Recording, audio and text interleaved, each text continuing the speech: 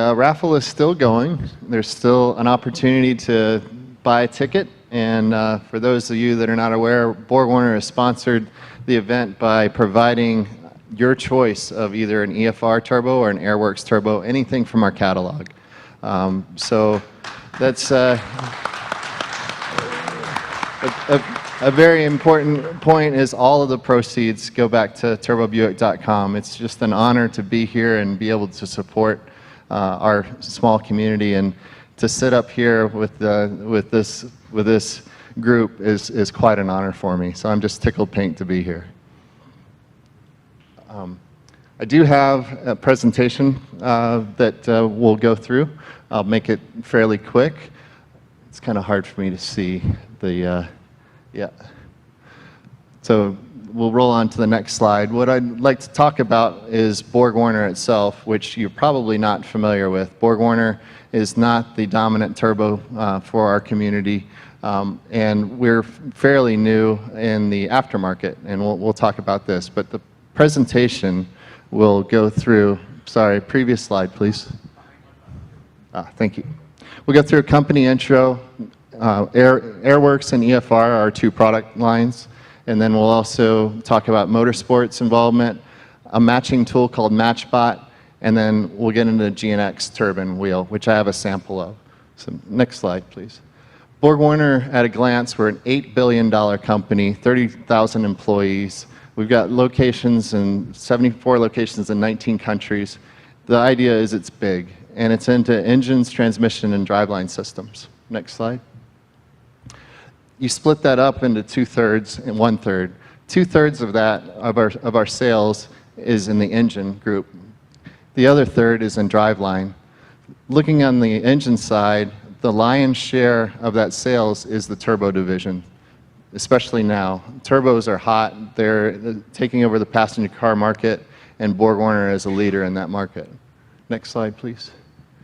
Looking how the market is split up, it's split up as this pie chart. BorgWarner and Honeywell Turbo Technologies, which they sell the Garrett brand name that you're familiar with, they each take 26% of the overall turbo sales for the world. It's been told that BorgWarner is now slightly ahead of Honeywell, but it keeps flipping back and forth. Honeywell and BorgWarner are the big players. The important thing is that top number on the top line. 43 million turbos were sold in 2015 alone. 2020, there's going to be estimated 60 million. It just keeps launching up.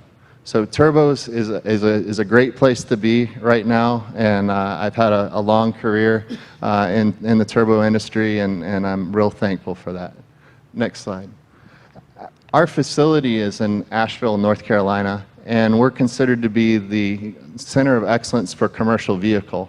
And commercial vehicle is the over-the-road truck, the ag group, diesel kind of group. And with the big backing of a big corporation like BorgWarner, we're able to have facilities that are top-notch, and that includes testing facilities. The picture on the far left corner, that little building in the very, very corner is our technical center. And within there are dynos for engines, and then about 12 different gas stands where we performance test and durability test all of our turbos. Next slide, please. So let's look at the performance side. BorgWarner was, of course, a commercial vehicle and passenger car player, but they've also recently launched a aftermarket series. Next slide. In 2002, Airworks was born, and Airworks is a journal bearing based turbo, and it's set up for class racing where you're restricted to certain diameter compressor wheels. You'll get an 88 millimeter, an 80 millimeter, 71, and so on. But it's all journal bearing based turbos. EFR stands for Engineered for Racing, and that was introduced in 2010. And that'll be the subject of the next slide. EFR product overview. Here is a listing, a table of all of the different rotor group sizes by the top. And we range from a 62 millimeter compressor all the way up to a 91 millimeter. Our nomenclature is a little bit different. Its nomenclature is on the exducer rather than the inducer. You hear about an 88 millimeter turbo, and that's on the inducer. But our nomenclature is a little bit different. So you can take that number and take about 70 or 80% to get your inducer. And it's all in our catalog. But each one of those rotor groups has different turbine housing availabilities: twin scroll, monoscroll, wastegated, non-wastegated. All of those turbine housings are made out of stainless steel, very high temperature material. And there are different inlet configurations as well. If I were to build a Grand National streetcar and I wanted the ultimate in boost response, I'd pick a 7163, which is the B1 rotor group, and I'd pick that V-band housing, kind of third from the bottom. It's got a V-band inlet. Just slice the 3-bolt off, put a V-band connection, and you got it. Next slide, please.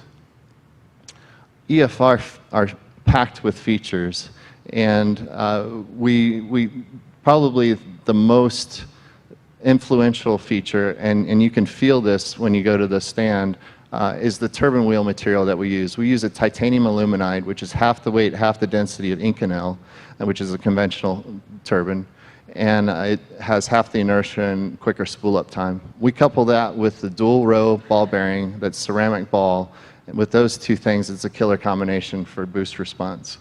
All of our compressor wheels on the EFR product line are forged milled wheeled, so that they're billet machined from a 5-axis machine. That black bit there, called boost control solenoid valve, that's the solenoid valve that's on our valve cover on a stock Buick. You know, it's got a PWM signal, and it controls the wastegate. You can remove yours and keep the EFR if you wish, or you can run either or. And then the thing next to it, that integrated compressor recirculation valve, that's a blow-off valve, but it doesn't just vent to atmosphere. It recirculates inside of the compressor cover. So when it's active, you're not bleeding off any metered air from your mass airflow. It's all internal. Kevin Bird did a great video. It's a little 4-minute video that I'd like to launch now that talks through all the features of the EFR system.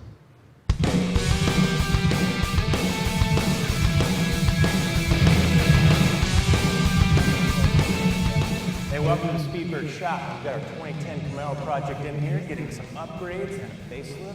Check out the new flat black. Now we've got the big fenders, big tires and brakes, but look at the business end right up front. A big inch LS motor being driven by 2 monster Borg turbos. This thing makes over 1,000 horsepower to the tire. Now this is a good opportunity to talk about boost systems and turbos. We get a lot of questions about it. So we've got a good layout here on the table.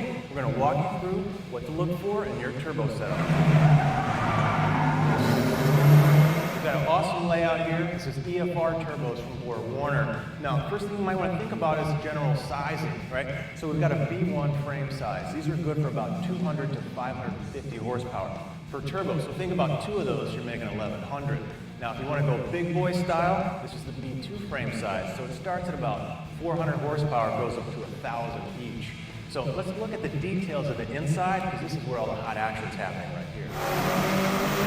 Now, in my mind, this gamma tie turbine wheel, that's probably one of the best features on this thing. So not only does it have high temperature resistance, corrosion resistance, but it's about half the inertia of traditional Inconel. So this guy's going to be able to spool up a whole lot faster, and in conjunction with the ceramic ball bearing cartridge right here in the center section, you're able to go upsize in turbo to make more power without having that turbo lag. Huge features. So if we drive to the front here, we got the compressor wheel side. Now this isn't just a billet, it's a forge, and then it's machined, right, with great aerodynamics to get you all that power and boost shoved into your intake side. Now if we come back to the rear here, now let's talk about some of the features that come with an EFR that you don't get in other systems. Stainless steel housings, not cast iron. Again, high temperature capability, thinner wall sections, lighter, less heat inertia. Now these come with internal wastegates. Now, oversized for, not just diesel guys, but for gasolines. You got plenty of blow off here. You can get it with and without the wastegate. And if we go around to the front side, now really cool, what's integrated right into here is CRV. It's a compressor recirculation valve. Now think of it as a blow off, right? You close the throttle, you got a ton of boost being built up. You don't want to shove it into that throttle blade, so you can bypass it. This happens in the system instead of blowing it off. Just think about it, if you've got metered air coming through your air filter, into your system, right? If you blow that off, now you've lost control of your air-fuel ratios.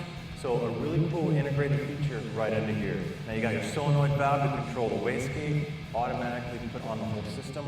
So there you go. You got a complete, ready to go, top of the line turbo. And the last thing you want to think about when buying your turbo setup is customization, right? We're putting them in all different applications. This guy already comes with a speed sensor boss. Poke the hole through, drop the sensor in, and you're ready to go. Now look at the turbine side. We've got a square port, single entry. We've even got V-band clamp options, right? Or if you really want to step it up, certain applications, twin scroll, separate some of those exhaust pulses, get that ultimate efficiency. Now, if you want to do some clocking, look how easy it is. Loosen up some bolts. You can slide this thing around on either end, or drop it off completely, change your A over R in a heartbeat. Now look at the full lineup of turbine wheels and compressor wheels. So combinations with A over R, you can set your car for exactly what you need. Now this is the full top-end lineup from EFR. This has got all the bells and whistles on it. But if you want a little bit less content, maybe you've got some different packaging that you want to do, check out the Airworks series. Combined, they cover everything from drag racing, drifting, road racing, anything you need for street hot rods, you name it. So with that, I'm going to stop talking here and get on the car because I want to go out and have some fun like the good old days back when she was red.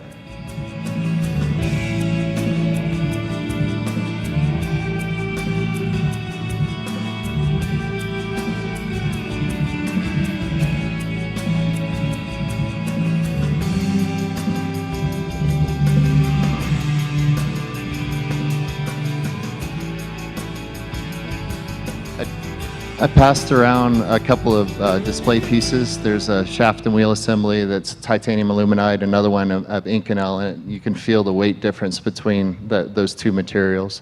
And then also there's a rotating group that is a ball bearing. Here's a photo of the compressor wheel.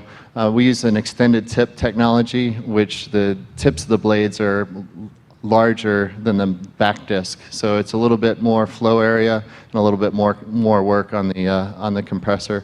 And as I mentioned, it's all forged milled wheels. Next slide. This is a picture from one of our test facilities. It's a thermal cycle, a thermal soak, and we are again the only aftermarket supplier for titanium aluminide. And when these were tested and released, they were tested up to 950 degrees C turbine inlet temperature. And that's also proven on the track. I'll get into some details about IndyCar, but they run sustained 950 degrees C throughout the duration of the 500 and all the other races. The ball bearing system is unique. There's a dual row ceramic ball, and there's two sizes, a B1 and a B2, and different frame sizes. Next slide. Let's talk a bit about motorsports. Borg Warner is the sole supplier to IndyCar series, and they've been that way since 2012 when the new car was released. And 100% of the field runs 7163 twin turbos. And they're able to get up to, they qualify at Indy around 235 miles an hour, and that's a 10-mile average, so 4 laps around. And they do that on a 2.2 liter V6, and they do it on about 6 pounds of boost. 12,000 engine RPM and a very nice volumetric efficiency will get you there. But we've been the sole supplier since 2012 and had 0 failures on IndyCar. And it's not just the 500, but they do street and road courses and ovals and other super speedways. Next slide. We're also involved in a lot of other professional race series, IMSA, FIA, World Endurance Challenge, Pirelli World Cup, And here's a list of accomplishments for each year that we've been involved.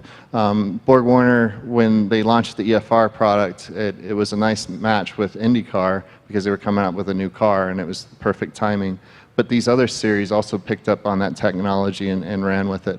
And they've got a lot of good achievements. This year is off to a good start. They won overall the Daytona, 24-hour Daytona, and then that same team won 12 hours of Sebring just a short time after.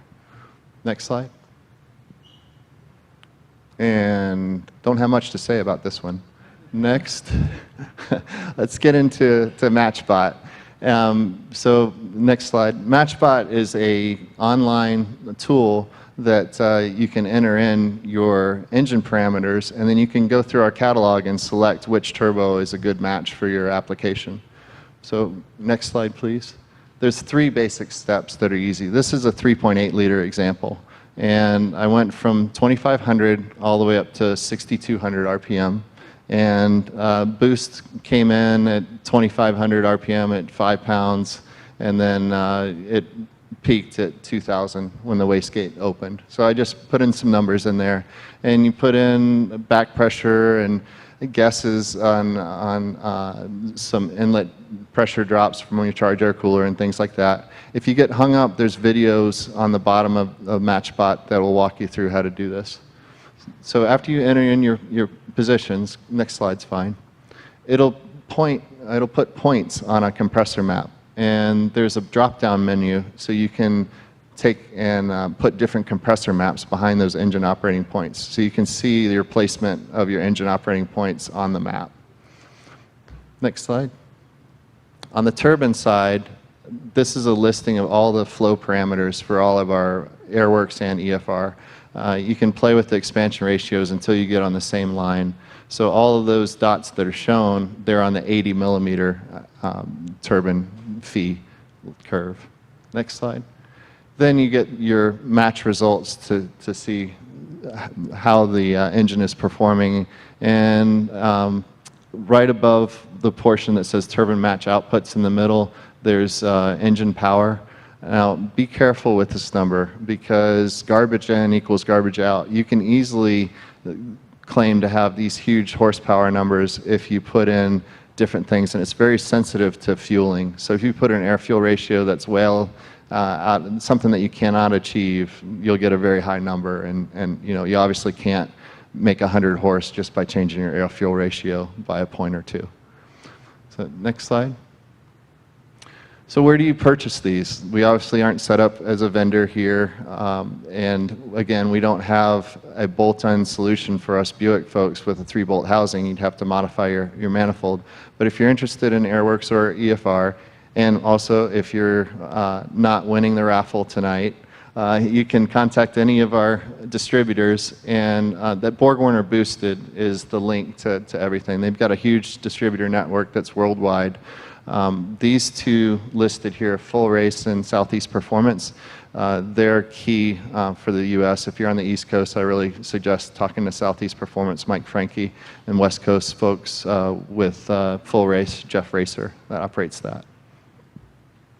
So that's my Borg Warner spiel. Let's talk about real stuff, GNX turbines.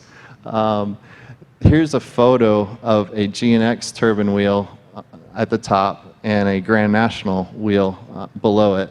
And the interesting thing to note is the journal bearings that are used on that GNX wheel. To put the GNX wheel is a ceramic material. So Borg Warner is not the first to look at lightweight materials into a turbine wheel. The GNX was class leading in that it made a ceramic turbine wheel, and it's very light. I've got one on display here, those same wheels that I took photos of. You can feel the weight difference. The GNX wheel is much larger. It has a higher fin blade height, and it's a lot lighter than that Grand National wheel. But the way that they assembled it was they pushed a stubbed casting of a ceramic wheel into a sleeve, and then that sleeve was brazed onto the shaft. So it's a larger diameter. You can see the silver journal bearing on the top, is around a larger shaft diameter than that bronze bearing on the compressor side. And that's what's shown in the bottom left corner. That journal bearing is just so thin. It's ridiculous. It's a half, if maybe even more, than a conventional journal bearing. And I question whether the rotor was stable enough to support that. But I've got those pieces, and it'd be interesting to see. And the photo on the right is just showing the overall blade height of how large it is. Next slide, please. So late in the program, the GNX program added a containment, a trap, a particulate trap. And it was an added casting feature onto the outer scroll of the turbine housing. And the theory may have been to catch debris before it entered the turbine wheel. But so there's just a little envelope slot in the outer scroll of the turbine housing, and you've got all that turbine flow.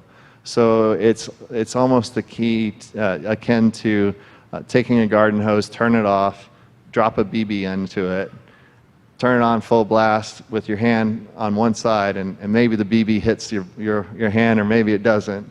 It's not going to always catch that particulate. And Rick and I were talking about this actually may have been a generator for carbon to build up and be debris, and then when you're finally on boost high, it breaks free, and then boom, you got foreign object damage onto the wheel.